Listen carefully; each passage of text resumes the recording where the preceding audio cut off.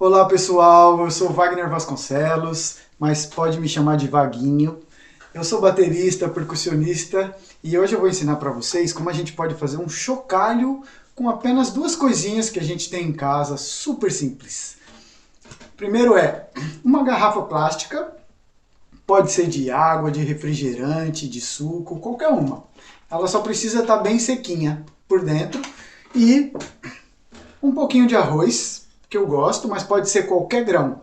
O arroz, eu acho que o som fica bonito, mas você pode fazer com feijão, com milho, com lentilha, com pedrinhas pequenininhas, com areia, tá bom? Então o que a gente vai fazer? A gente abre aqui a garrafa e a gente coloca com cuidado o arroz para não cair, não espalhar pelo chão. Num copinho como esse pode ser um dedinho de arroz, 2 dedinhos, já é o suficiente, tá? Pra gente ter o nosso chocalhinho. Estou usando aqui um funil para me ajudar a colocar o arroz aqui dentro.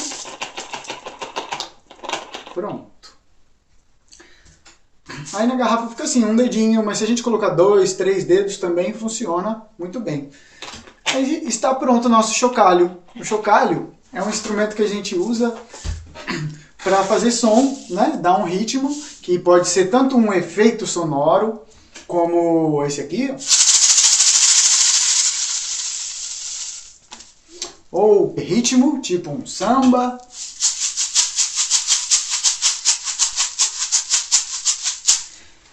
E também serve para a gente brincar com ele, jogando para cima, de um lado e para o outro, assim, ó. Uepa! E aí a gente pode combinar tudo isso junto, né? Por exemplo, eu vou pra Maracangalha, eu vou.